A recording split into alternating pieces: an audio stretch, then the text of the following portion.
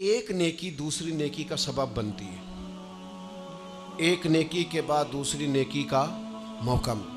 इस तरह माज़अल्लाह सुम्मा माज़अल्लाह एक गुनाह करे तो बंदा दलेर नहीं हो जाता कि चलो यार एक कर ले। हमारे बुजुर्गों ने लिखा है कि आपकी नमाज कज़ा हो जाए तो किसी को बताएं नहीं मेरी कज़ा हो गई, फिर तो वो कहेगा चलो मैं भी कज़ा कर लेता हूँ। आप कोई गुनाह करें तो गुनाह का ऐलान, कोई गलती हो जाए तो छुपाएं, बताएं नहीं, वरना दूसरे भी दलेर हो जाए। मैं एक तज्जिया निगार को पढ़ रहा था, वो कह रहा था कि मीडिया पे जो हम दिखाते हैं ना चैनलों पे, तो हम तो वो इंटरव्यू लेके ना किसी मुजरम का कि मैंने ये किया मैंने वो किया, तो आप तो लोगों को गुनाह के तरीके बता रहे हैं, आप लोगों को दलेर कर रहे हैं कि उसने कर लिया तो मैं कर लूंगा तो क्या हो गया। एक गुनाह दूसरे गुनाह का दरवाजा खोलता है। इसी तरह एक नेकी दूसरी नेकी का सबब बन जाती है। आरिफ रूमी फरमाते हैं एक शख्स ने अपने मुर्शद से पूछा था कि हुजूर मुझे कैसे पता चलेगा कि मेरा जिक्र कबूल है। तो कहने लगे जब तूने पहली दफ़ा जिक्र किया था ना और उस जिक्र इलाही के बाद तुम्हें दोबारा जिक्र इलाही की तौफीक मिली थी तो रब ने वो पहला कबूल किया था तो दोबारा तौफीक अता फरमाई, उसके हुजूर वो कबूल हो गया, दोबारा तुम्हें तौफीक अता कर दी। एक नेकी दूसरी नेकी का सबब। अगर आप नेक होना चाहते हैं तो नेकियां करनी शुरू कर दें। बाज दोस्तों तो कहते हैं दाढ़ी शरीफ रख लें, तो कहते हैं अभी मैं नेक नहीं हूं। तो मैंने कहा दाढ़ी रख के तो बंदा नेक होता है, अब रखेंगे तो नेक हो जाएंगे। शुरू तो करें, आपको इसका लिहाज होगा कि यार अब मैंने दाढ़ी भी रखी हुई।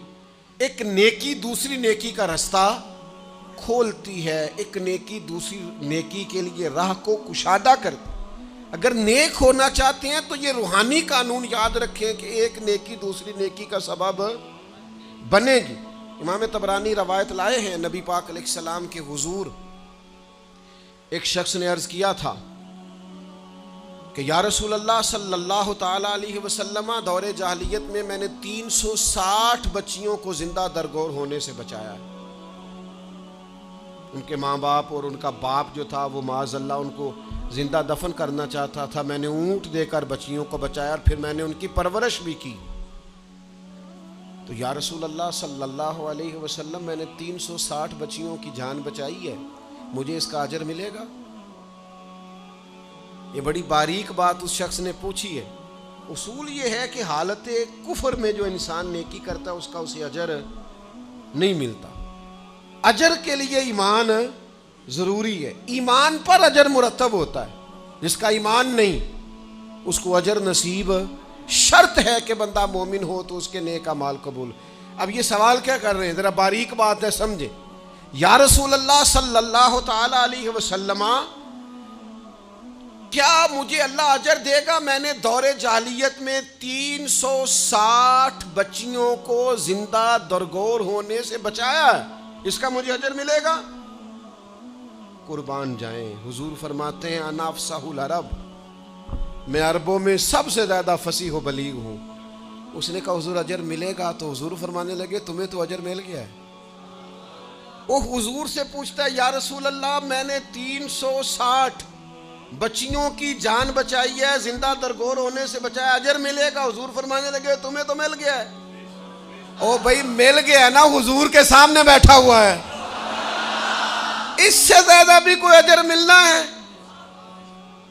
नबी पाक के सामने बैठ गया है और हुजूर से सवाल कर रहा है। तो हुजूर फरमाने लगे तुम्हें तो अजर मिल गया है। या रसूलल्लाह कैसे? फरमाया अल्लाह ने तुम्हें इस्लाम की तौफीक नहीं दे दी, तुम्हें तो अजर मिल गया है। सहाबा वो सहाबा थे जिनकी हर सुबह सुबह ईद होती थी, खुदा का कुर्ब हासिल था, नबी की दीद होती थी, तो अजर तो मिल गया है तुम्हें, अल्लाह ने इस्लाम की तौफीक अता कर दी है। वो जो तुमने दौरे जाहिलियत में नेकियां की उसका अजर ये मिला कि अल्लाह ताला ने तुम्हारा सीना इस्लाम के लिए खोल दिया, तुम्हें इस्लाम की तौफीक मिल गई है, तुम मुसलमान हो गए हो, तो उस नेकी का तुम्हें अजर मिला है। जिंदगी भर याद रखें, आप नेकी करेंगे तो नेकियों के रास्ते खुल जाएंगे। आप तकवे की राह पर चलेंगे तो आपका सीना अल्लाह ताला खोल देगा इबादत के लिए। एक नेकी दूसरी नेकी का सबब। इसलिए हुजूर अलैहिस्सलाम ने फरमाया तुमने नेकी को कभी हकीर नहीं समझना। कुछ ना हो सके तो भाई से मुस्कुरा के मुलाकात ही करना।